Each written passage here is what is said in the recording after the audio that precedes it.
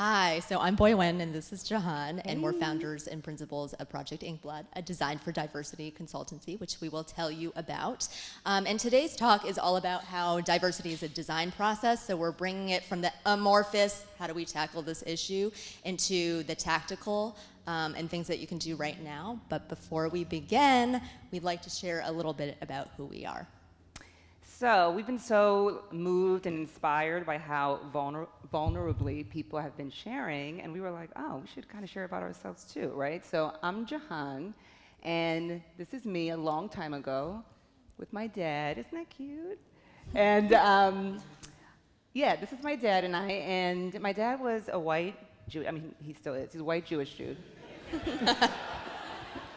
And my mom is a Black Caribbean woman, right? So growing up was very much curry chicken and matzo ball soup. Like, that was the life for my siblings and I. And, you know, I grew up on the Lower East Side of New York City. So that might seem like kind of a unique combination of racial identities, but it's pretty common in New York, right?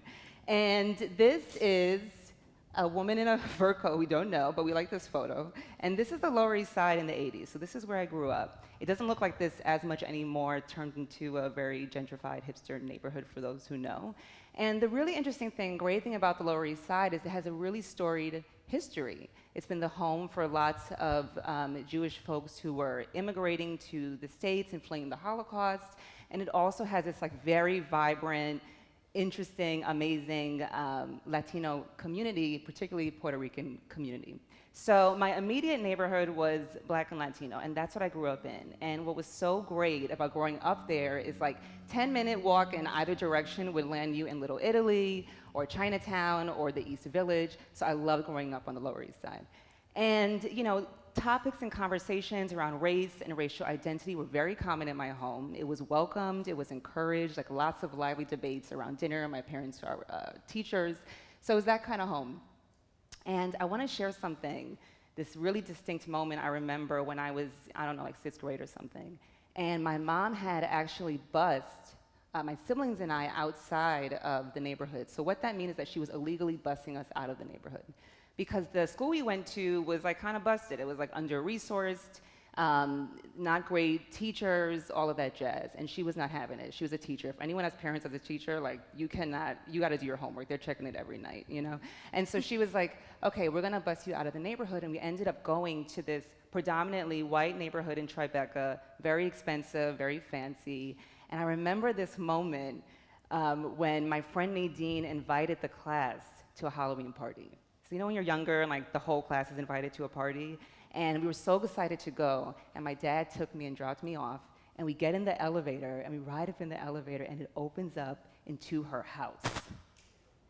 And I'm like, what? People live like this? Like, this is insane. It was like the most amazing loft I'd ever seen. This was a school where like the moms are artists and the dads are bankers.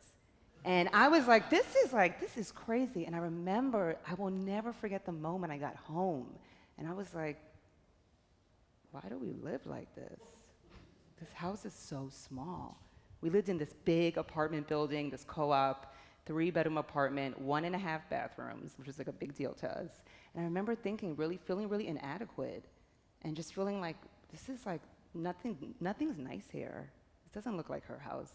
And I also remember the feeling of, you know, the kids across the street, when they would come over to our house. We lived across the street from these housing projects, and they thought we were rich because our place was so big.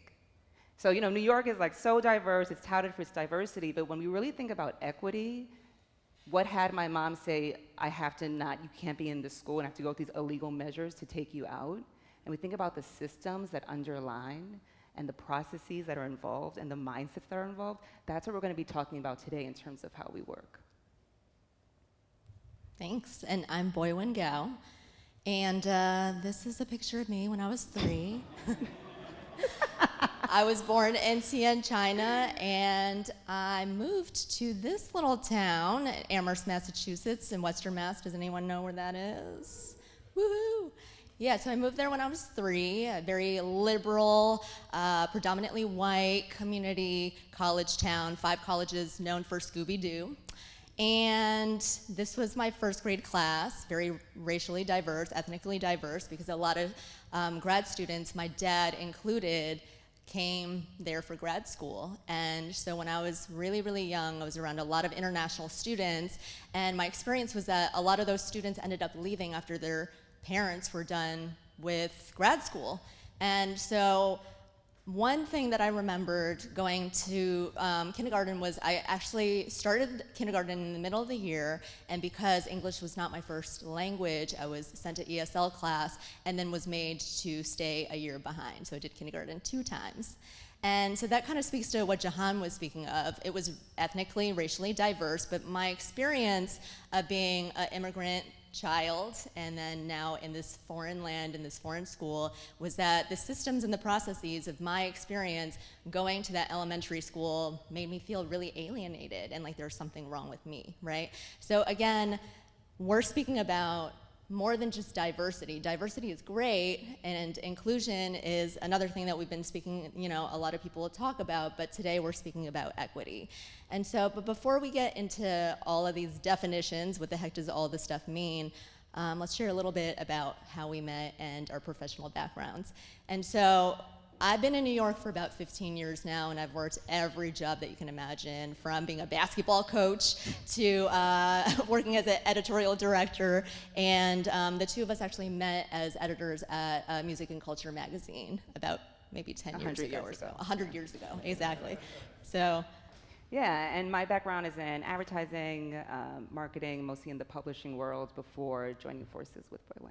Yeah, so storytelling is really important to us in what we do. And one thing to mention is that when we started working together as consultants, doing strategy consulting for companies, and also doing in real life program design and strategy work, we kept on seeing the same thing happen over and over again, which is that we were brought in as the cultural bridges between the agencies and the communities that they just did not know how to reach. And that's like namely communities of color and other misrepresented communities.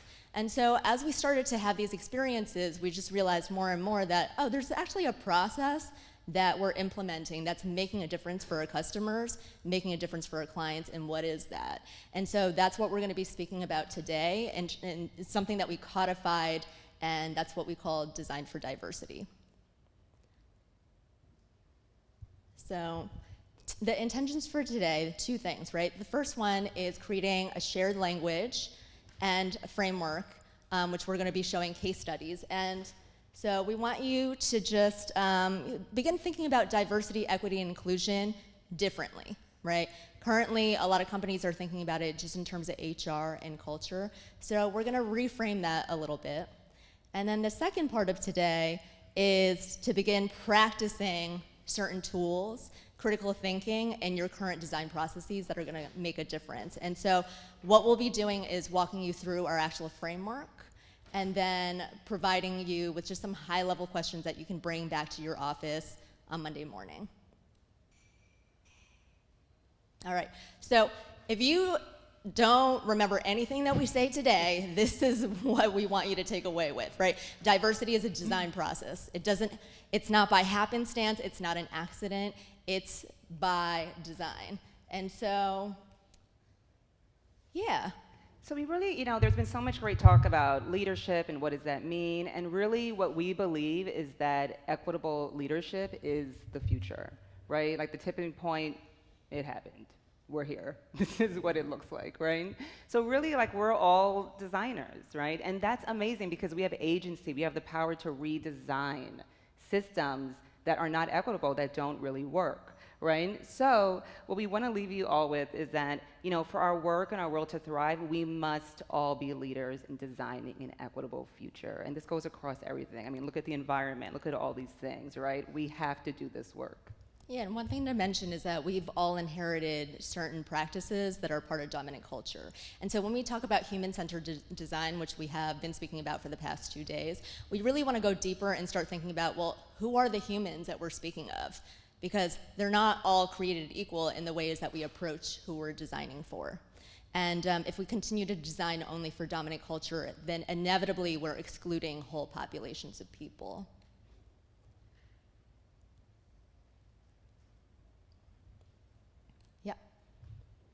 So what's Design for Diversity, right? It's a framework that when we're speaking to, that we codify, that really illuminates our cultural and racial biases in how we design. This is what we saw over and over again. We go to meet with clients, we're building something, and we're like, oh, people aren't thinking about this at all? Kind of at all, right? Or if they do, it's like past the point, and now we're in reactive mode, and we're like, oh my God, we messed up, so forth. And we're like, actually, we can start thinking about this at the beginning, in our ideation, in our strategy, and embedding this in.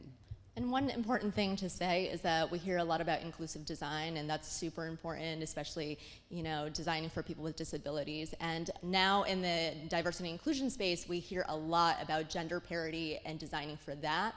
And the thing that we shy away from, and most people are avoidant about, is the conversation about race. And obviously, we're bringing that to the forefront because it's just who we are. We're women of color, so that just naturally comes to the fold. But it's also something that we see as a huge missing and a major gap in terms of companies. So for those who probably know who Kat Holmes is, if not, she's Director of UX Design at Google. She also is one of the co-creators of the Inclusive Design Toolkit, right? And that focuses on people with disabilities. It's really great. You should definitely check it out. And this quote really says it all, right? What she advocates for is going right to the work, right? So she says, if we start with the things that we make, we'll ask the question, who needs to be in this room to solve this problem?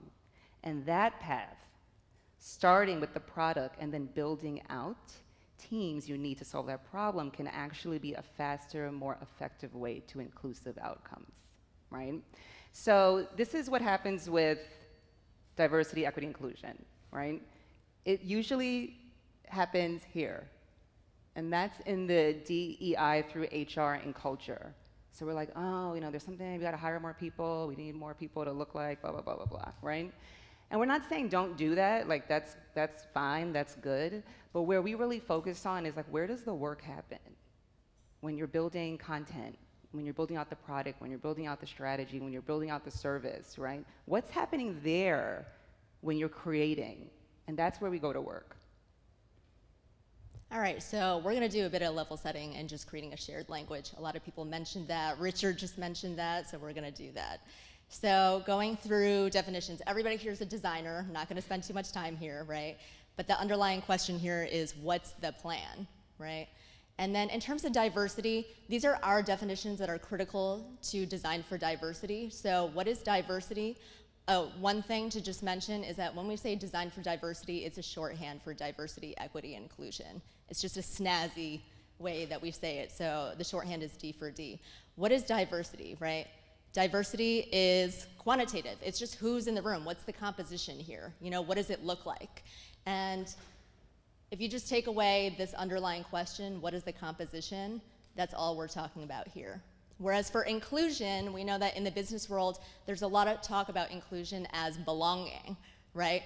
But we're challenging that and adding to it. It's not just about belonging, but it's the quality of the experience that you're designing for misrepresented, underrepresented people, such that they feel regarded as leaders and decision makers, right? That's really where belonging comes into the fold. And what we want to point out is that diversity and inclusion are just metrics to show whether or not there is equity. And so what exactly is equity? Right, so when we think about equity, we're thinking about access, right? We're saying this is access actually for all people. And so if diversity and inclusion are metrics, if one of those things are missing, you can go right to equity. Equity is out. That's a fact. There's something in the systems and the processes and the roots that aren't present that would have diversity and inclusion appear, right? So we'll be coming back to that a lot. And if you're writing this down, equity is like the thing you circle 3 times, and it's the thing that you put the little asterisk and the star next to. It's the most important thing, so do that. And so when we see like diversity and inclusion in companies, it's like, oh, we have Taco Tuesdays.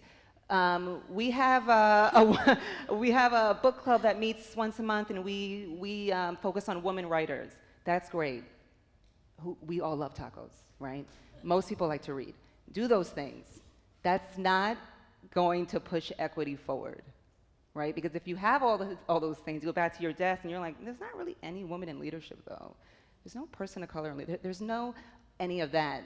Then what happens? Actually, what inevitably happens is that you leave, right? Because you don't see yourself represented. You don't trust or believe that the company are really pushing things forward. So we're gonna take a macro look out. We're gonna look at some really great, kind of depressing, but great case studies around inequitable design. So when we're designing, it's a choice. We design all the time, we know that, right? But we design our lives. Like, we've been talking a lot about, like, our personal lives, right? We design, you know, what we put on in the morning, what we eat for breakfast, and those choices are made consciously and they're also made unconsciously. So let's look at some examples. So just shout out, anyone know what this is, just feel free to shout it out. I'm sure plenty of people do. Okay, well, we don't. So let me share. So this is, sorry? Say that again? Yes. Say that again, Andy? You don't want? They don't want you to sit. But yes. who? Who? Right, yeah, exactly. So this is the anti-homeless grade. And what's really interesting about this is that this was actually in front of the Toronto ER. And they had to remove it within 24 hours because they got so much backlash within 24 hours, they ended up having to remove it, right? It's not aligned with their vision. The vision is like care and compassion for all, then they have this right in front. Okay, so this is a really good example of hostile design or unpleasant design.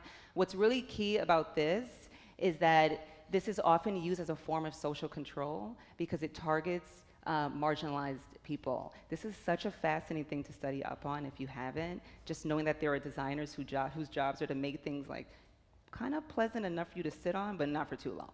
So kind of unpleasant, right? It's really interesting.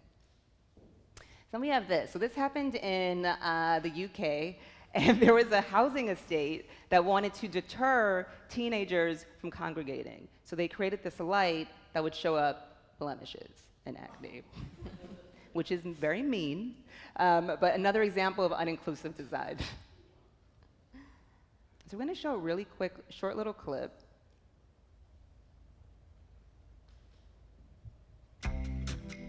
This is a Shirley card. And if you developed color film between the 1940s and the 1990s, the accuracy of the colors in your photos were pretty much based on this skin tone. Shirley was probably the name of the first person who was pictured on the cards, and Shirley became the subsequent name of all the women pictured on the cards. That's Lorna Roth, a professor and researcher at Concordia University in Montreal. Usually they were white women who wore very colorful dresses. Color film works like this. There are layers of chemicals stacked on each other that are sensitive to different colors of lights. And there are a series of different types of chemical solutions that are used to develop them once exposed to that light. A combination of all of these chemicals creates a film's color balance. And for many decades, chemicals that would bring out various reddish, yellow, and brown tones were largely left out. The consumer market that was designated in the design of film chemistry was that of the lighter skinned market. So when it came to defining what an idealized international skin tone would be, it turned out to be a lighter skin tone than a darker skin tone. If you're shooting people with lighter skins, it looks good. If you're shooting people with darker skins, it doesn't look so good. If you're shooting mixed race in the same screen, then we see the real problems. It wasn't until the 1970s where things started to change, and it came from a very unlikely source. Companies that were advertising different kinds of wood furniture were complaining that Kodak film did not render the difference between dark-grained wood and light-grained wood. The other companies that Kodak responded to were chocolate makers, because the film couldn't render the difference between dark chocolate and milk chocolate. As the film and television industries became more diverse, color balance issues at the professional level became even more apparent.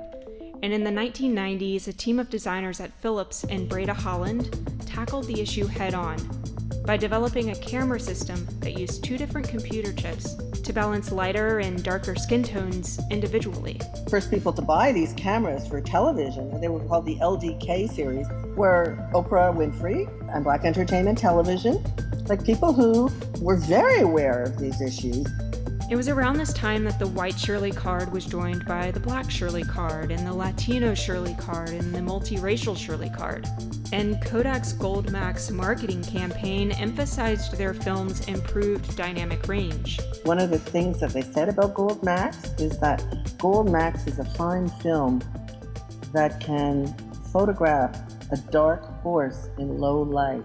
If you were his parents, would you trust this moment to anything other than Kodak Gold film? No other film in the world gives you truer color than Kodak Gold. Today, color film.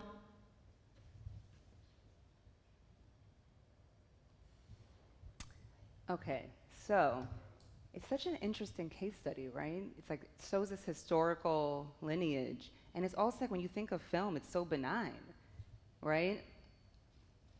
Kodak probably was not being malicious, right? But there's this like huge blind spot that they missed.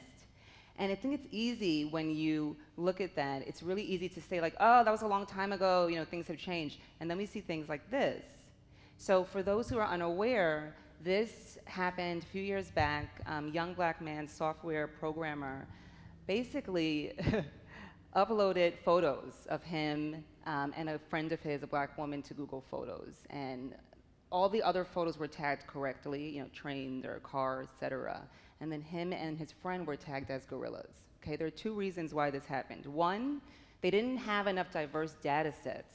So they didn't have enough black or dark-skinned faces embedded into the algorithm. Two, they didn't have any people of color, black folks on their team, right? And this happens over and over and over again. And it's really critical. When we see something like this, it's like, oh, that's messed up, but that's probably really, hurt his feelings or something like that, right? But it can be really critical. It is life or death. We look at something like this, right? A new study that's found that self-driving cars do not recognize melanin. This is so critical. And again, as designers, what's really amazing is that we have the opportunity to change and to redesign these systems. It's totally possible. So let's look at something uplifting, right? We know Fenty Beauty, probably know who Rihanna is, it's a little bit popular. And she has this makeup line called Fenty, right? And what's so groundbreaking about Fenty was that Rihanna and the co-creators went straight to the source. They went to, women of color in particular who have a really hard time finding foundation and makeup that matches our skin tones. It's not just, dark, a little bit light, medium dark. There are like all these beautiful variations along this huge spectrum. And so Fenty went straight to that. So it's not just about designing for diversity as a way to like prevent. It's like, oh, risk mitigation. Like certainly that's part of it, but there are huge opportunities in reaching wider, more expanded markets. What's really cool about this is this woman, seeing this video of this woman who's albino, being like, I've never found anything that matches my skin tone, ever, right? Like that's like really inspiring, right? And then to the other end of that, to folks who are darker skinned being like, wow, I've never found that. So she addressed the full spectrum of all skin tones in between, and you can see all the copycats, right? You can see if you're paying attention to beauty brands that they've really taken that on, like, oh, we have 7,000 shades now, it's like all this stuff, right? And so, they were really, not just inspired, but they saw the market opportunity there. Yeah, this is also now the industry standard. So if you're not doing 40 shades or more, then it's like, okay, well, you're kind of antiquated. And the other thing is that they brought in black beauty influencers as, that's not part of the process. It's like bringing these influencers in to actually be part of the design process. So we've given you a lot of information. So right now we would love for you to think about this at your company and turn to somebody who you'll partner with for just a 2-minute share, so find somebody really quickly. Andy the introvert is loving this part. I know, Andy, you gotta find a partner, you gotta turn around or trio up, okay. All right, awesome. Yeah. Win a person. All right, and so with your partner, everybody has a partner? Something like Who that. doesn't have a partner? If you don't have a partner, trio up, okay? So with your partner, just 1 minute each. Okay, this is just a really quick brainstorm. Outside of hiring and retention, right? We made that distinction in the beginning. Outside of hiring and retention, at what stages in your design processes, whatever it is that you're working on, might biases become present in how you're designing products, services, content, or experiences? So just think about that and share with your partner. We'll give you 1 minute each. Starting now.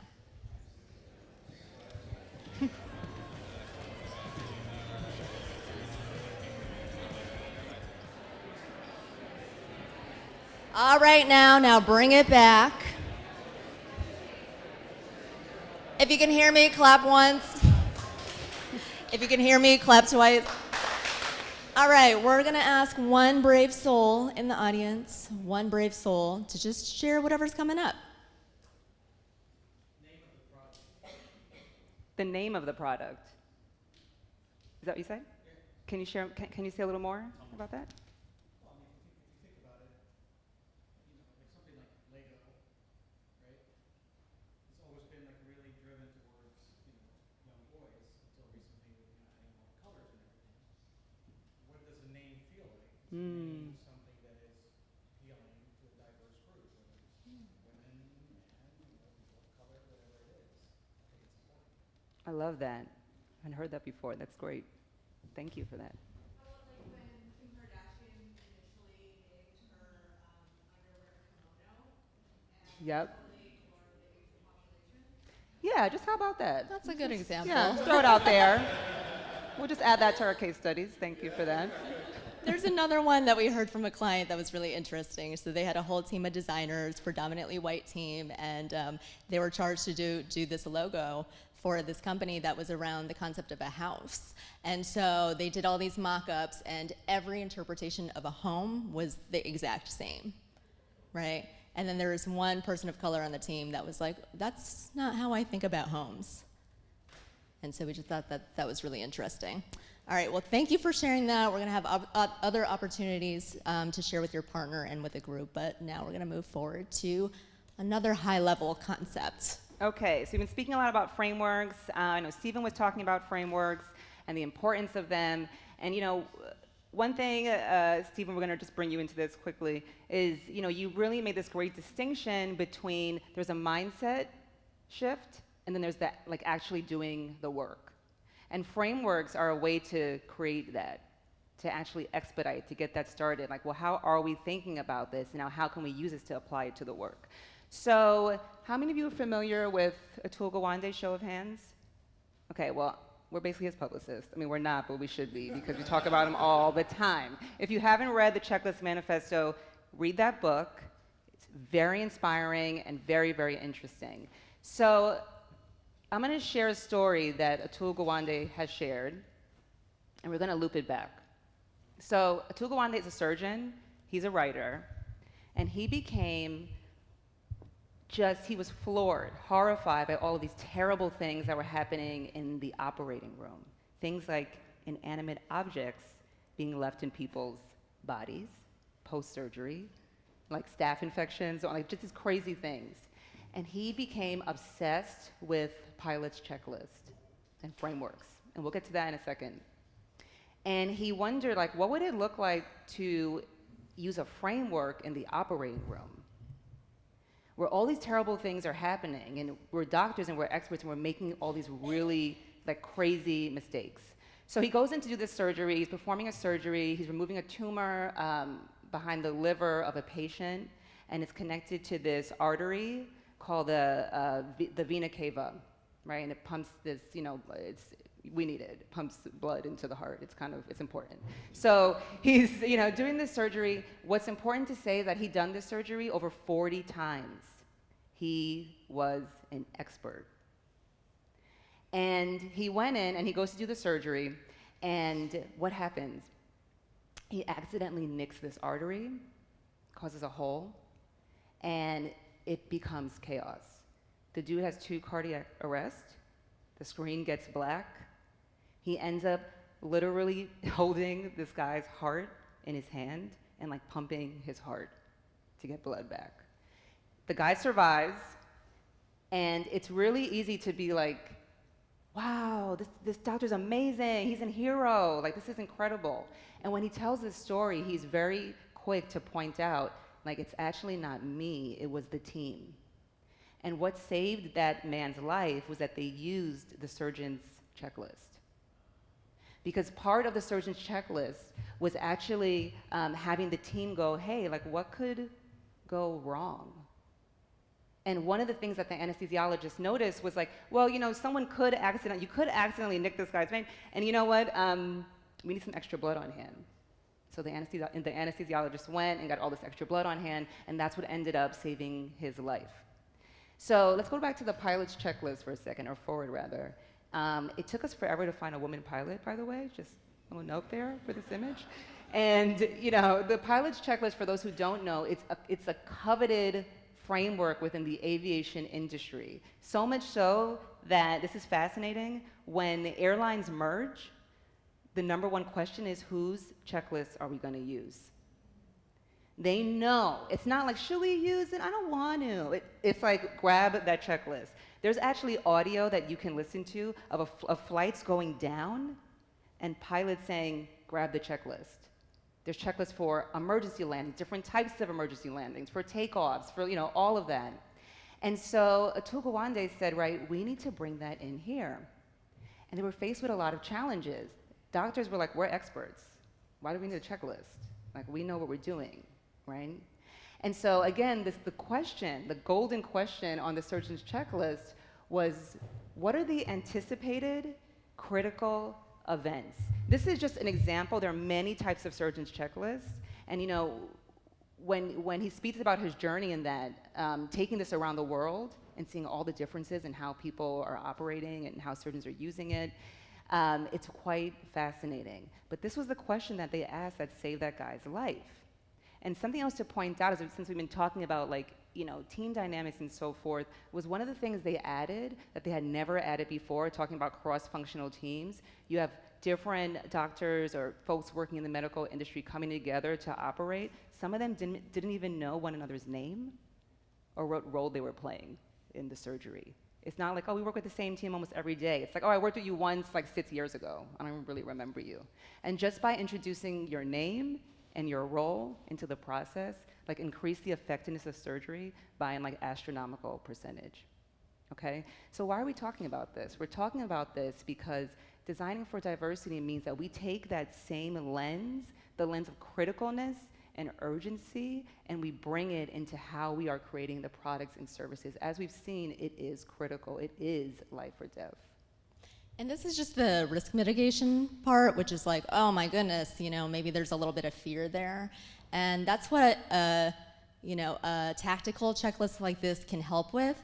But we've all been speaking about design thinking, right? Using strategic frameworks. And so we want to just impress upon you that both are critical. There's the risk mitigation and harm reduction, and then there's also what's the opportunity. When we're doing strategy and ideation work, we're always looking at the opportunity, right? And problem solving. And so if you just think about design thinking, right, as a strategic framework to help you look at opportunities, that's what design for diversity is. However, design for diversity looks at beyond just how might we, but who are we? And that's critical. So what we're gonna do now is go into the actual D4D framework, because what we're saying is that design thinking is not enough to look at diversity, equity, and inclusion opportunities. And a couple of things about design for diversity. So our actual framework consists of many different design thinking exercises and critical tools for your teams. We're not gonna be able to do all that today, right? So a few other things. This is not just about the tactical doing, but it's also about so many of the things that we spoke about today, what Richard was talking about, team dynamics, collaboration. It speaks a lot about what Mariah was speaking about yesterday, intent versus impact, right? What is our impact, looking at all those things. And so the opportunity here is for you to just take on some of these critical questions that we're gonna provide you with to look at how you can start to see opportunities to redesign or enhance the design of some of your systems and processes on your teams. So starting with number one, we call this equity ideation. Don't worry about the jargon. We're just gonna tell you what it actually is, right? So when we're looking at this, equity ideation, it's first starting out with, okay, what are you creating? This could be project-based. This could be a company level. This could be anything that you're working on. What are you creating? And then what communities might you be excluding? So this is a very high-level first layer of where might our blind spots be, which Mariah was talking a lot about blind spots yesterday. So this is one critical thinking exercise that you can just do with your team at the beginning. And just one quick thing, it's like this is not a solo sport. We say that D4D is a team sport. This is all about how you create the shared language and this shared frame to do this together with your team, right? So just asking with your team, who might we be excluding? And so we're giving this example of Sweet Green and cashless systems, right? So there's been a lot of backlash, and it's not just Sweet Green. There are a lot of millennial-owned restaurants out there that are just cashless. And the thinking behind it is like, let's create some ease for our customers. Let's create a great customer experience where they can just check in, check out really, really quickly. However, what it actually did was exclude huge populations of people who were underbanked, and those are mostly low-income folks, and more specifically, people of color and also the elderly, right? So if we look at the second distinction, intent versus impact, and I'm just gonna rewind a little bit. For intent versus impact, our definition is that intent is personal to you and your team. It's just what you defined as, oh, we're gonna create the best XYZ, that's your intention. But the impact is how it lives out in the world with real people. And so if you just go back to that Sweet Green example, the intent was, let's create an effortless system that is a good customer experience for folks coming in to get salad, right? And then the actual impact is that it created discrimination, it created exclusion, it created an experience where people were unable to be patrons of these restaurants. And honestly, like, we're not clairvoyant, we're not psychics. Maybe some of you are, I don't know, I believe. But, you know, we don't know. We can't really say, I know exactly everything that's gonna go wrong, or that could go wrong. But we are trained to think about with our work, this is the most amazing product ever. This is gonna benefit XYZ, it's we're like high off of it. And we're not trained to think about, but where could this go off the rails? So even just practicing that as a muscle, as a mindset, like reaps a lot of rewards because we can start to get in front of something. It doesn't mean we have to reach every single person. It doesn't mean we know everything that's gonna go crazy, but even just training our mind to think about it is highly effective. Yeah, and the other thing to say is that intent does not undo impact. And this works on the interpersonal level as well as the organizational level. Because if you've ever been in a relationship before and you did something where you really pissed off your partner, just thinking about, oh, that wasn't my intention, probably didn't sit very well, right? So it's the same thing here. And then, yeah, so again, the questions here are, what's the worst case scenario? And then the second piece is, and on whom? Right? So when we went through equity ideation, it's like, who could we be excluding? That's the first layer to help you identify maybe some blind spots or some biases. And then this goes a little bit deeper. It's what's the worst case scenario? So Mariah mentioned this yesterday too. It could be a brainstorm that could actually be fun with your team. Like, what are all the different ways that this could go wrong? And then to look at who are all the different communities that might be impacted by that.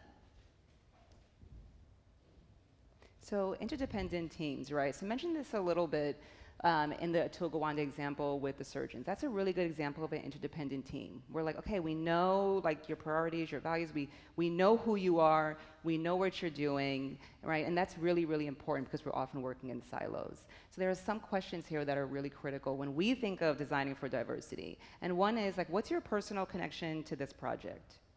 Right? A lot of times we just jump right into strategy. We're not taking like a moment to get connected. And I know that for designers and when it comes to processes, sometimes the fear is, oh, another process, oh, another thing to do, oh, we don't have enough time, right? This can take like 15 minutes with your team. And it can open up so much, right? Just to get connected. We're also looking at what are your priorities and like what are your values? You know, if I am the finance person, my priorities are very different than the account manager, it's very different than the product developer, it's very different, et cetera, et cetera. So let's get a sense of, you know, what is important to you in this project so we know where everyone's operating from. And then the other question, which is vulnerable, right, and worth it, is, and it's the most critical question is, how do my cultural and racial identities really start to, you know, influence how I design, who I design, what I design? That's totally like the whole purpose here. We're not having those conversations because we're afraid to say the wrong thing. We don't want to tokenize others, and those are totally like valid fears. And hiding behind those fears is not going to get anything done. It will not shift the needle forward. So those questions, I wonder if it was applied to something like this, would have made a difference, because this is weird and it keeps on happening. And there's a lot of examples of this where you have mostly male teams creating ads for women's periods. That's weird, right? And we're not saying that you can't have any men on the team, but having all men on the team is strange, right?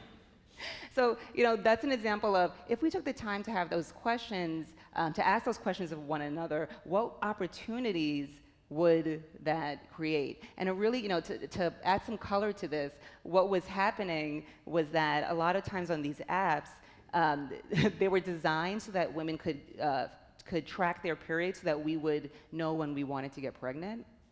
And that's not why all women were using the app. Some women were using it to avoid getting pregnant, right? But that was the assumption made. All right, so we're going to go through another distinction called source community, and just to really break that down, so everybody has a process for determining a target audience, right? You have some sort of a user profile, you generate that, there's some sort of process that most companies have. However, there's a second layer to what we call the source, and a shorthand is like, did we go to the source? So in that period example, it's like, did we go to the source? The source would be women or people who have periods, right, hopefully. And then so the second question here is, who else could interact with and or be impacted by what you're creating, whether or not you thought of them in the first place? And we have a whole process for that, but just as a shorthand, a critical question for you to bring back to your team, this is really important, because this is often the step that is ignored, and then people end up, having issues with their products coming out to market.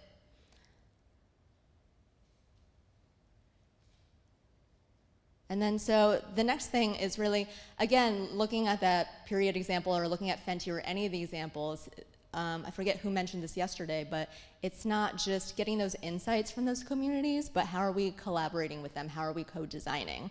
So the question here is, how do we create these equitable partnerships? What is an equitable partnership? So the first question is, do we even have a process in place to create equitable partnerships, specifically with diverse communities or people who are not really the makeup of our organizations necessarily?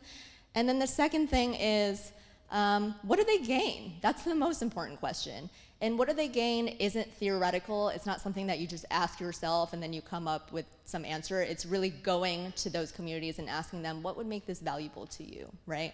And then sometimes it's money, sometimes it's time, but sometimes it's a byline. Sometimes it's some sort of an exchange. There are many different ways that this can live out, because I'm sure you're all have had experiences where you didn't just do that thing or volunteer at that place because there was some sort of financial benefit, but it provided value to you. So figure out what that value is for those communities. All right, so back to Fenty, right? Just to hit that home, it's a really good example of equitable partnerships.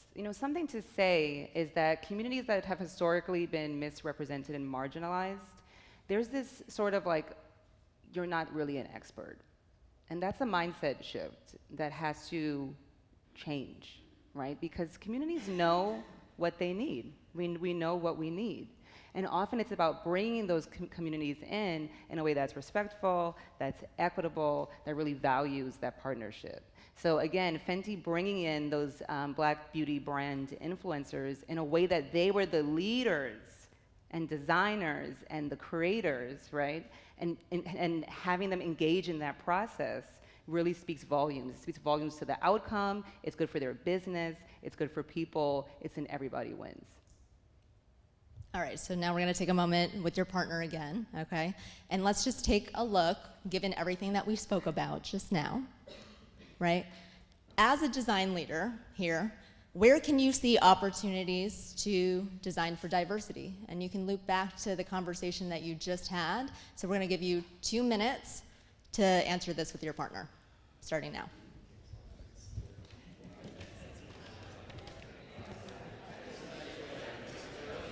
All right, folks, we're going to bring it back. If you can hear me, clap once. If you can hear me, clap twice. All right, awesome. So effective. It really works. All right, well, let's just take one quick share, one brave soul in the audience.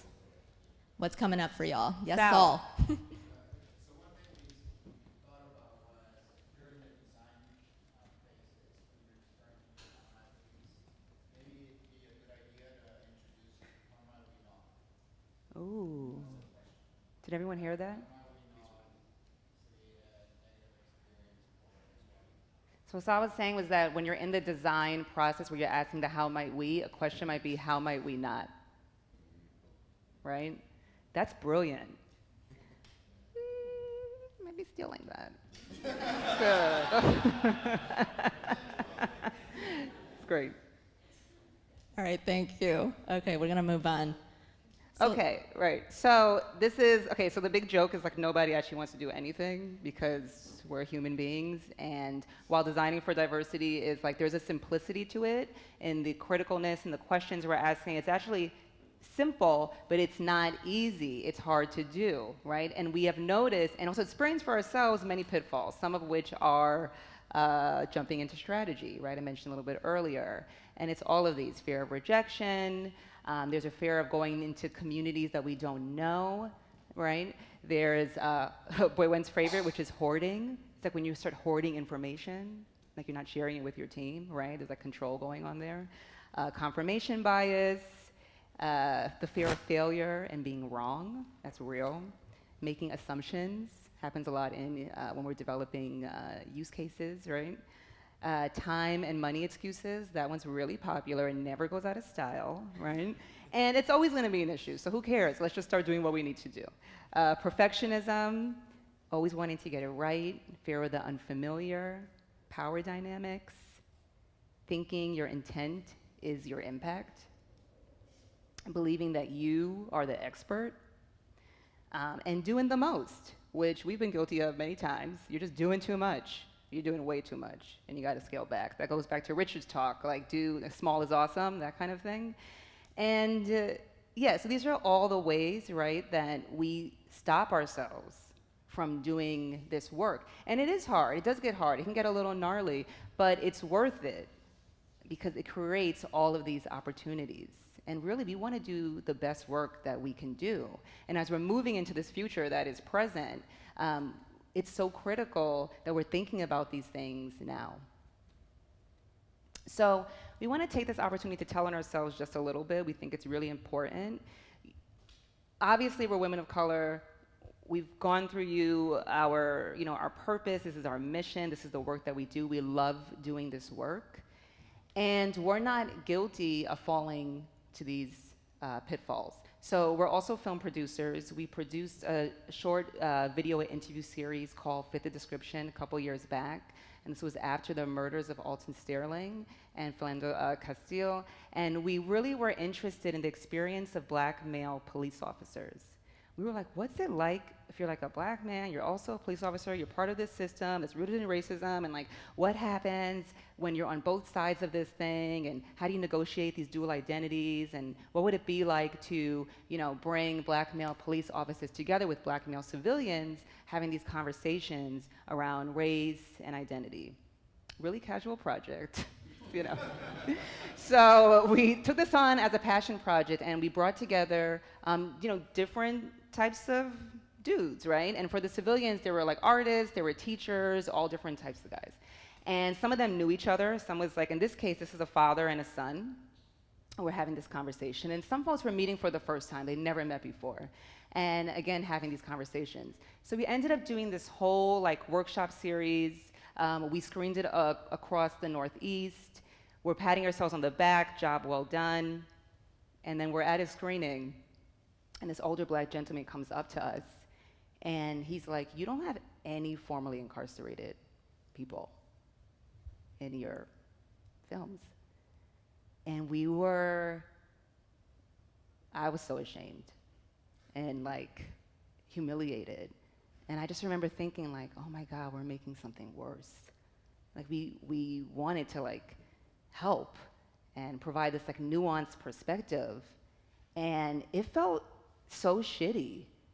And, I know for Boyuan's was wow, that's not our response. That wasn't our fault. That's not what we meant to do, And it's not right or wrong, it's just that's our go-to, right? I tend to feel overly responsible, but when it feels less responsible. It's a very good balance when you're partnering with someone. And the other thing to point out that's really important to share is that the team of folks who worked on this film, there were about 30 of us, half were black men, and about 90% were people of color. And not one person, not one of us was like, we should have the formerly incarcerated people as part of this. None of us saw that. And had we applied our own framework to this creative process, we would never have missed that. And it doesn't mean that we would have then included them. I like to think that we would, right? But it means that we would have been aware of who we were excluding. And ultimately, the outcome would have been a richer, more robust, nuanced series. It would have meant better work. And so what we ended up doing was we circled back. And that's the upside to this, right? Is that we were able to circle back using our framework. We then were like, okay, we need to use our own framework, right? And we ended up partnering with this really great organization that puts formerly incarcerated folks in the lead. They lead the org. And they do a lot of leadership trainings, and we ran a storytelling series, and we ended up, creating a partnership there and bringing them into the process. And so it was a really humbling, wonderful learning experience. But the takeaway is that had we been doing this in the beginning, we wouldn't have had to gone through that. And at the same time, I'm glad we did, because then we were really able to experience like the impact of that. And now we're going to share an example of how does this live out in your work, right? So we've been talking a little bit about theory, shared some personal stories, but this is an example with a client that we've worked with. So SS&K is an ad agency, and they do really politically progressive campaigns. So they work with Obama, and they do all types of really amazing stuff. And so we trained their entire team in New York City. And one thing that came up during the trainings is that the strategist ran over to us and said, hey, we're the gatekeepers here. We're the people who are the gatekeepers in terms of these blind spots, seeping into the creative and then to production, and then it's out in front of millions of eyeballs, right? And so they really saw an opportunity to begin to redesign their brief document, their framework, but also the brief process, which is how they work together as a team. And so when Richard was talking about small experiments, this is their example of a small experiment. Let's take one function inside of our agency. Let's focus there. Let's look at what's missing, where are the blind spots, where are the holes, where are the gaps, how can we redesign using these tools and these critical questions, and then let's test that. Let's test that with some clients that we actually have, right? And so what they're doing now is every single project that's coming in, they're overlaying with their newly designed brief process and their brief. And that's really exciting because that just shows, just to eliminate some of the overwhelm when we talk about diversity, equity, and inclusion, most people are frozen because they're like, where do we freaking begin? I have no idea, right? Outside of doing an implicit bias workshop or something like that, how do you take this into action? So that's an example. So hopefully that triggers an idea or inspires a way for you to just think really targeted and really small inside of your own company. Where can I begin to practice some of these tools? And a couple of things to add that are really interesting. What's really exciting for us is when you're partnering with a client on this, and then they start to take the framework like even further. Like SS&K were like, wait a minute, we're doing this, exercise internally. We're really distinguishing between the intent and the impact of this campaign, and we're illuminating, we're seeing all these things. We need to communicate this to the client. We need to make this a part of our brief. They need to know about this because they are not thinking about this. And we were like, wow, yeah, you should do that. That's amazing, So it's like, you all are the experts. You know design, you know shred, you know how to do it well, right? And what we're saying is you don't have to get rid of all your processes. Keep what works, right, and embed this on top. And the other thing I want to point out about SS&K is that what is challenging is always the personal. It's always what comes up for people. It's like, oh, source community, yeah, that's like actually my colleague and I want to talk to them, but I don't want to tokenize, I'm afraid. But that's what accelerates our growth, is when we're in those moments and we have to think about how we're going to approach that conversation. When we spoke earlier about, Atul Gawande and the operating room, what was so hard? It wasn't just that surgeons were like, I'm an expert, I don't want to use a checklist, I have my degree, like, get out of here. It was, I don't really want to take orders from women.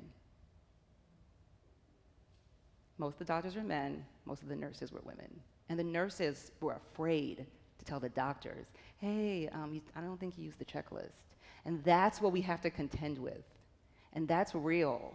And those are the power dynamics, and that's where the bias comes out, and all of those things get to come to the surface. But how do we deal with that if we don't allow them to come to the surface? And that's where the opportunity lies. So we love this woman. Check out her work. She does a lot of work around equity and design with young people and CBOs. And this quote is so great, right? And it sums up not just what we're talking about here, but actually what a lot of us have been talking about here. And what she's saying, right, is equity is relevant and design is relevant. And if you're not making equitable decisions, then you may be making inequitable ones. Sometimes our intentions have impacts beyond what we recognize. So we just hit you with so much information, but we just authored this article in the Creative Independent, which is Kickstarter's platform. And there's a quick little guide for you, quick and dirty guide. So you could just go to this bit.ly and open it up on your browser and check it out and just use whatever works. This is for the community, and it's open source to it's just totally open source. We're getting feedback from folks about what's working for them internally, and we're just making adjustments and additions, and we're making it better every day. Yeah, so thank you so much for being present in this conversation. We really appreciate your deep listening and participation. And we're here, and we love talking about this and doing this work, so come holler at us. Thanks. Thank you. Thank you.